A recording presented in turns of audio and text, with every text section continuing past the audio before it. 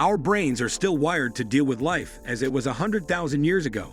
And yet, the pace of technological change has been so rapid in the last 150 years that our brains haven't found a way to properly adapt.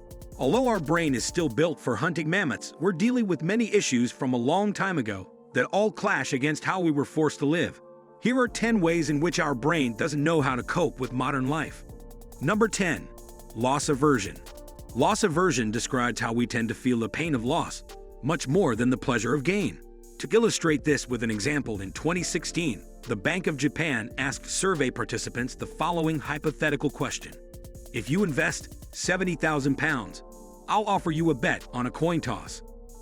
If it comes up heads, you win 14,000 pounds. If it comes up tails, you lose 7,000 pounds should you take the bet. Technically, the expected return on such a bet is positive. Therefore, it makes more logical sense to take the bet. However, 80% of respondents said they would refuse to take the bet, displaying strong loss aversion. We simply feel potential losses more negatively than we do about the positive feelings from potential gains. Studies have shown that the pain of loss is twice as great as the enjoyment of gain. Loss aversion can blind people to make the most of an opportunity, and it is very hard to overcome as it is hardwired into our brain. Loss aversion seems to be an emotional response rather than a rational one, which means that it may be caused by greater activity in regions of the brain responsible for processing emotion, such as the amygdala in the limbic system, rather than the decision-making frontal cortex.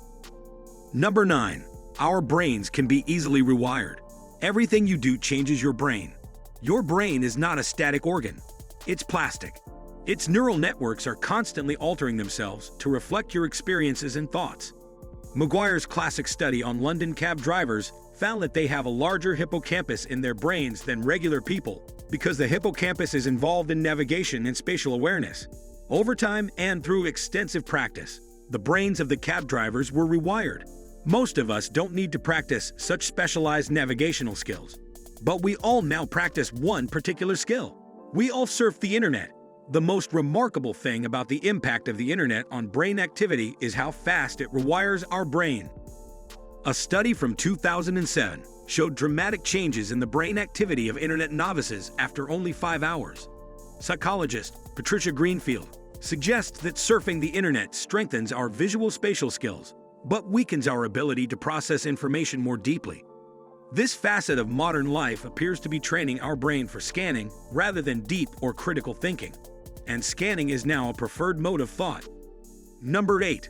Artificial lights. We're never far from an artificial light source these days, from the lights and lamps in our homes to the smartphones and tablets we carry everywhere with us. However, our brains are not programmed to cope with the constant availability of light. We have a naturally occurring biological rhythm that governs our sleep-wake cycle, and this circadian rhythm depends upon environmental signals such as light and dark. A region of the brain causes a superchiasmatic nucleus controls the circadian rhythm partly by processing these environmental signals. So when it's dark, we get sleepy, and when it's light, we wake up. When it's dark, our brains produce the hormone melatonin, which is what makes us sleepy. However, our brain can cope well with having a constant source of light. Studies with mice have found significant health risks associated with living in permanent brightness, including osteoporosis and inflammation of the immune system. Other studies have found that the disruption of our circadian rhythm may result not just in poor sleep habits, but also in obesity, diabetes, and mood disorders such as depression, which have been linked to the brain's lower production of melatonin. Basically, our brain needs the dark. Number 7. Open plan offices. Do you know anyone who actually likes working in an open plan office? The idea behind this moderately modern design is that workers can move around and talk to other people. This is supposed to increase problem solving and creative thinking. However, our brain finds all the background activity in an open office distracting, and this hinders us from performing tasks well. With noisy phone calls and constant interruptions, it's hard to concentrate. If our employers try to minimize visual distractions by demanding a clear desk with no personal decorations, this reduces concentration as workers cannot engage with their surroundings. Studies have found that open-plan offices can result in a 15% drop in productivity and a 32% drop in the well-being of workers. Our brain is also about at hot desking, as we remember more information when we stay in one place rather than moving around frequently. Our environment provides cues for our memory, and without those cues, our performance gets worse. Number 6. Clickbait. Online headlines are designed to provoke an emotional response to get the reader to click through to a story. But why do these clickbait headlines work? The really effective ones target one of your primal emotions: fear, happiness, disgust, anger, surprise, or sadness. These emotions are generated in the limbic system, which is an older, more primitive part of your brain, where these emotions can trigger physiological responses, such as an elevated heart rate. As we saw with loss aversion, strong emotional responses have a significant effect on our behavior. So we click through to the story, and as long as the article meets our expectations, we are rewarded with a hit of neurotransmitter dopamine. Our brain loves chasing dopamine highs, which we often get when finding out new information in internet search, which is how we can end up searching the internet for hours. However, if the articles we click through do not meet our expectations, we start to resist those clickbait headlines. We start to experience disappointment, which is represented in the brain by a decrease in dopamine activity. Yes, our online behavior is shaped by a chemical fluctuation in the brain. Number 5. Task switching. Modern life involves a lot of multitasking. We might check our phones while having lunch with a friend, or we could open an email while compiling a report for work. The thing is, multitasking is a myth. We can't do more than one task simultaneously. Instead, we task switch, and we do it badly. Our brain just isn't designed to switch tasks rapidly, so every time we do it, there is a cognitive cost. When we switch tasks, our brain burns up oxygenated glucose, which is the fuel we need to actually stay on task. We soon end up feeling tired, which means we can't perform as well. Your brain can become overstimulated and trigger a fight or flight response, producing the stress hormone cortisol, which can lead to aggressive or impulsive behavior. Our brain's constant search for a dopamine hit can produce bad brain habits, rewarding the brain for its attention to distractions, which makes us more likely to lose focus on a task. The prefrontal cortex has a novelty bias, which means it pays extra attention whenever it processes something new. Our brain actually rewards us for getting distracted from a task and burning through brain fuel. Number 4. Emails equals danger. One of the common distractions of modern life is getting an email or text message.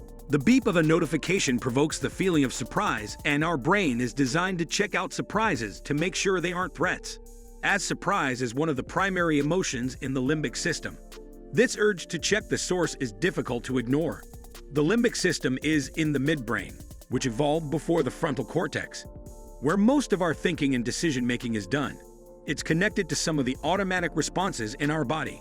Hearing the beep of an email notification is the modern equivalent of seeing a saber-toothed tiger while you're out fishing. Fishing is no longer a priority. You have to deal with the potential danger in front of you. We get emails and texts more frequently than ancient humans encountered large predators. So what's the consequence of this extended state of fight or flight? The stress hormones released in the fight or flight response can reduce short-term memory, making it harder to learn, increasing the risk of heart disease and mental illness, and lowering life expectancy. Number 3. The rage circuit. What happens when our brain's threat detection system actually does assess something as being a threat? Some people get the rage. Neurobiologist Douglas Fields calls it snapping. When normal people suddenly go berserk, Fields believes that our brain has evolved rage circuits in the hypothalamus region, which governs defensive and aggressive behavior. Most of the time, these circuits help us by allowing us to act or react quickly in emergencies. For example, when subduing an attacker, however, sometimes the aggressive response is inappropriate. For example, when someone has road rage, there are certain triggers that might cause a person to snap, which are rooted in how our brains developed 100,000 years ago. These triggers include a threat to your territory, your group, or your life. People have a lower threshold for triggering the rage circuits when they are experiencing stress, and modern life is very stressful. Number 2. Diets of fat and sugar. Foods which are high in fat or sugar stimulate the brain's reward circuit. This is because thousands of years ago, calorie-dense foods were rare and humans could improve their odds of survival by eating as much of this kind of food as possible. Even though we don't meet this instinct anymore, it's still with us, driving us towards sweets and pizza. The brain responds to fatty or sugary food before we even put it in our mouths. Just seeing the food stimulates the reward circuit, and once we take a bite, our brain is flooded with dopamine. If we frequently overeat, our brain is flooded with so much dopamine activity that it becomes desensitized to it and demands even more fat and sugar. People may actually overeat to maintain the dopamine-fueled sense of well-being. Usually, once extra calories are eaten, the hormones leptin and insulin are produced to suppress dopamine and reduce the pleasure of food consumption. However, the brain seems to stop responding to these hormones as fatty tissue increases, allowing the brain to wallow in its dopamine haze. Number 1. Negativity bias. In the modern world, we consume a lot of media. News, social media, and political campaigns can often be really negative. Negative stories in the media are often chosen over positive ones because the brain has a negativity bias. We pay more attention to unpleasant news. In psychological, when the brain sees a negative stimulus, there is a greater surge in electrical activity than if the brain sees a positive or neutral stimuli. Our attitudes are therefore more influenced by bad news than good news. This bias has probably evolved to keep us safe by avoiding danger. Unfortunately, negativity bias is deployed in all parts of our lives. For example, researchers have found that the most enduring relationships have a balance of positive and negative qualities. However, this balance is not equal. The best ratio is 5-to-1, 5 times as much positivity as negativity. That's right, it takes 5 times the number of positive things to outweigh one negative thing. People who experience a strong negativity bias can struggle with unhappiness, depression, and anxiety. Time to start searching for positive news stories. Has your brain floundered lately? Do you know any other ways our brain fails at modern life? Let me know in the comments section down below. Also, if you enjoy this video, make sure to subscribe and click that bell icon so you won't miss out on our new videos. Thanks for watching.